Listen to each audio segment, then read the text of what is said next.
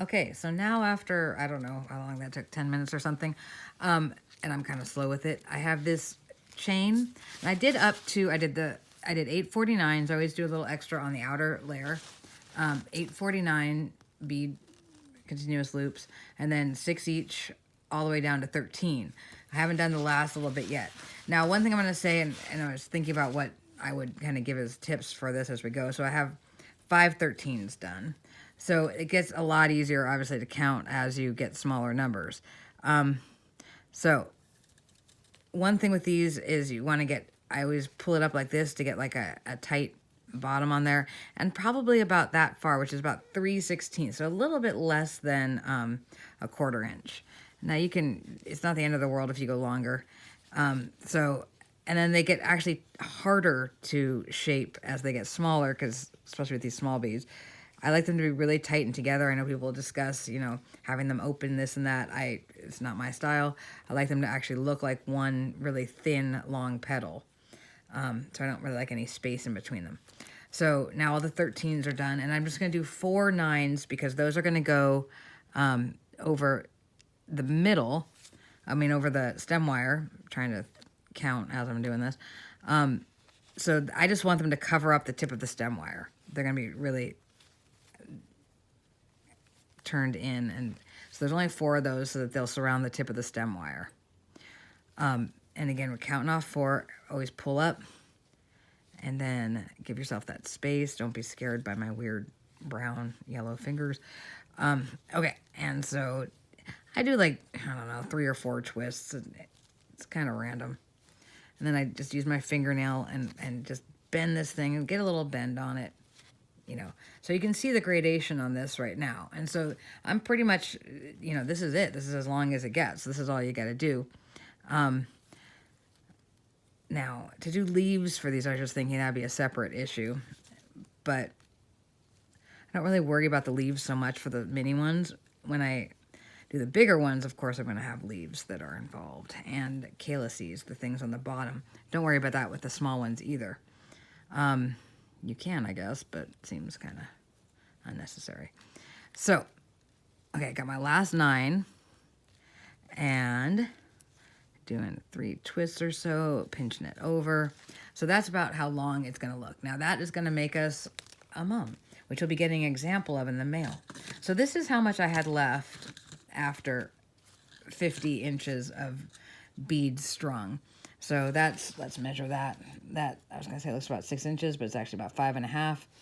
So, I be careful with it. I'd still go 45 is probably a safe bet, but it's pretty slim. So maybe even, because just doing 50 inches of beaded wire, just in case, because we're doing by bead count, so not by bead inch. So depending on what beads you use, you might need more or less. Okay, so I'm going to cut off, because this is the one that's going to go in the beginning, so I don't need quite as long. So I'm going to cut it. I'm not using wire cutters for some reason. Don't know why. Didn't grab them. Okay, so now we're going to go get, let's see. I'm going to put it on.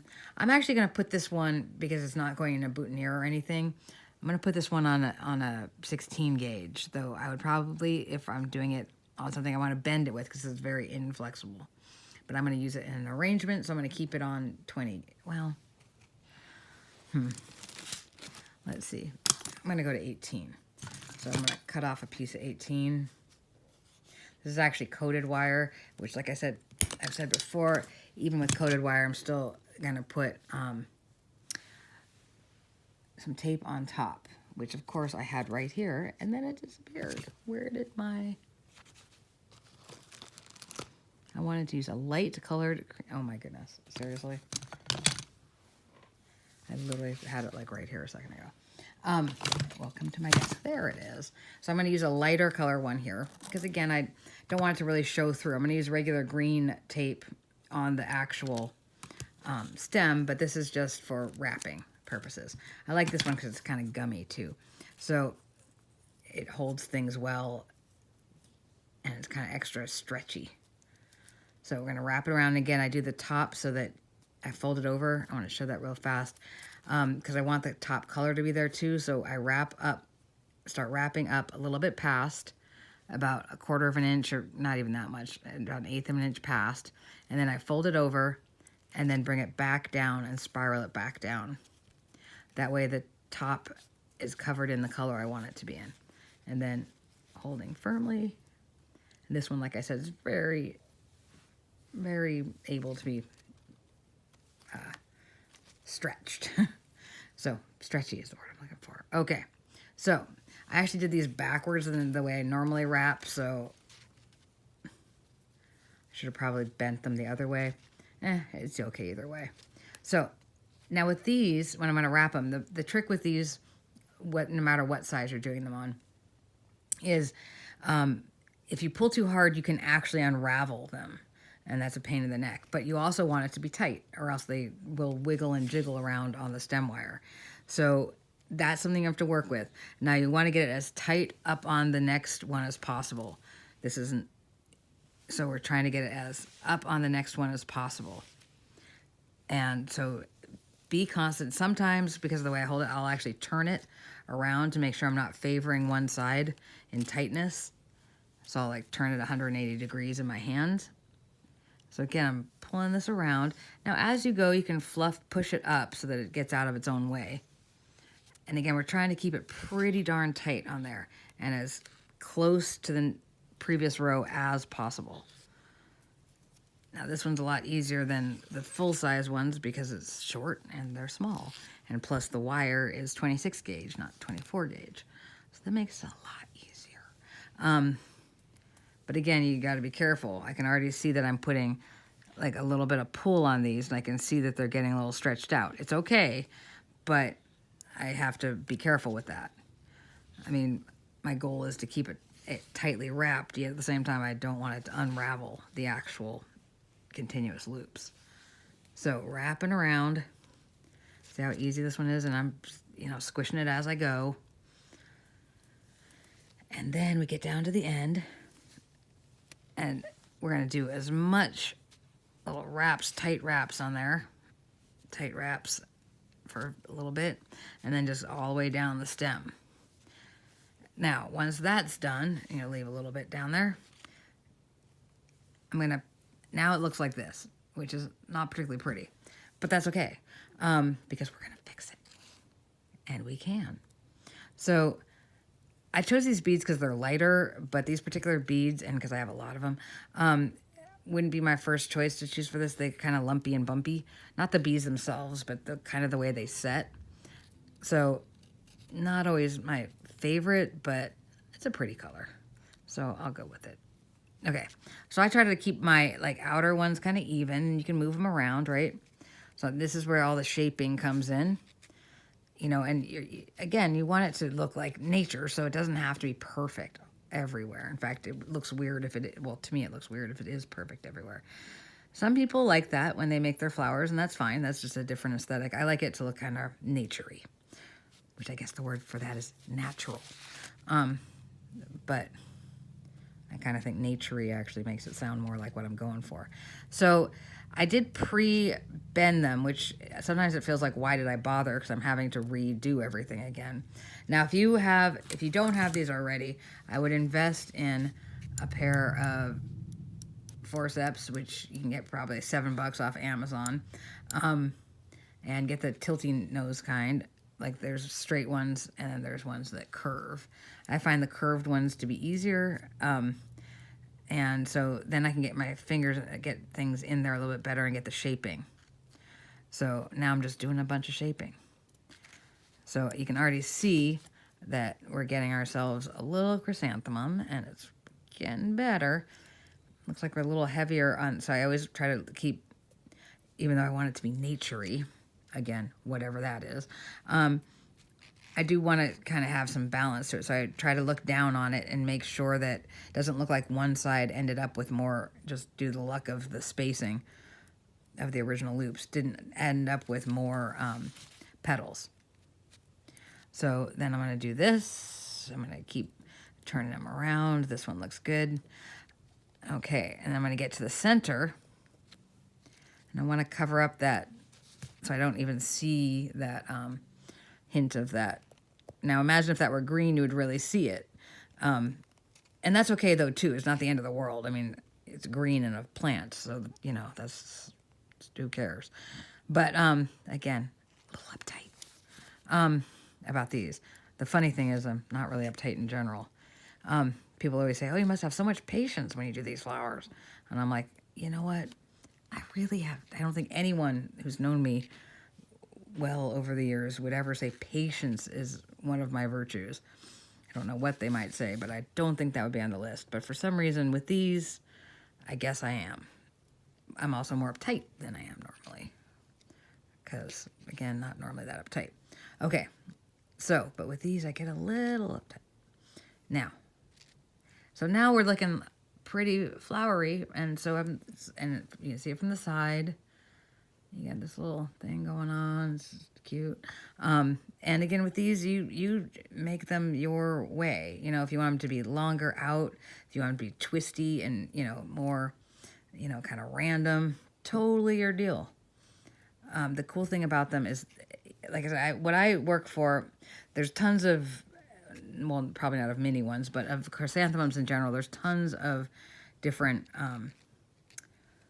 patterns and things. But the reason I kind of like mine, obviously, if I didn't like it, I wouldn't use it, is because I want this sort of denser middle and this sort of spidery for these spider mums outliers, because I really want it to have that sort of like old Japanese watercolor feeling to it. And so, again, you can just keep messing with it. Do what you want to do. Don't mess with it too much. But you can see it's pretty tight because we did... The way you know it's not tight is if you shake here and in like the unit shakes. And you can unravel them and redo them, but it's kind of a nightmare because the wire's all crimped up. So you really want to do them right the first pass. But again, not the end of the world. So now with these, I normally do put calyces on the bottom of my any mums, just a simple round one. I normally put a little calyx on the bottom, like this one, just a simple round one, nothing fancy on, because they're pretty plain. However, for this small thing, I honestly don't think they're necessary, and we've already discussed my uptightness a bunch, so trust me, if I thought it was necessary, I would do it. So this is what it looks like, and so I would probably then take a dark green. Let's do my dark green. Where's my dark green? So maybe this guy right here. I actually like this one a lot. I wish I remembered where it was from. Now at this point though, I've kind of shaped so much that I actually pushed down past the bottom. So for the moment, I'm going to push them back up. I take my little tape and see how, now compare again like this. So this one, yeah, it's cool and all. That's great. But look at the bottom. That's crazy. I mean, it's fine for an arrangement, but not for anything you want to use it that you'd have to bend it for. So stretch again. Let's get this guy taped up. And then if you wanted to do leaves, you can of any sort. And again, I often push my tape up into the bottom, and I wrap a few times when it's this thin, because why not? Then it gives it a smoother look. There's, you know, a lot of debate over the whole floss versus tape versus beading. For me, I think the tape looks more like a natural stem. I mean, obviously natural stems aren't beaded. And so for me, I mean, I think it's great when people do that and it's pretty and everything, but I actually like, some people I think said that it looks unfinished. I find it the opposite. I find it looking more like a natural finish. And the other looks, you know, it's all a matter of personal aesthetic. I love it when people do their own way. So then I cut at the bottom. Now, again, you can cut through the wire a little bit. This is a thicker wire, but that way it smushes you can see that it smushes the wire down onto it. It's also good if you actually if it's thicker, if you just cut right below the bottom of the wire will also work too. In fact, I prefer that for thicker ones. I just kind of forgot that. And again, we can do that little check where you take anything that's smooth and you can just rub along the stem, and that'll smooth out your stem wire and make it look like one continuous. You won't even be able to see the like rows in between it. You can't even tell like where the boundary of one row is and not. Wow, my fingers are really yellow. That's gnarly. Okay, that's fun. I forgot about that. Well, what are you gonna do? Alcohol inks. So there's our little flower. And now that I'm gonna push it back down because I like them to kind of go down a little bit below the bottom. That's my own personal thing. Chrysanthemums grow in so many different ways that you really can just do your thing. And I like a little randomness. So I'll like, bend this and push that one that way and this one that way and pull that one down and, up to you. Or you can make it totally all even, which I have done too. So there's our little guy. There it is from the side. Oh, that looks really random, which is not bad, actually. More like nature. Why don't I stop messing with it? I don't know why. So there's that guy. And I don't know why I call flowers guys. So there's this little one. I think it came out pretty cute. It definitely looks like a mum. I don't think anyone's going to have any issues figuring out what that is. And we got a nice thin stem, which means that you can do all kinds of things with it.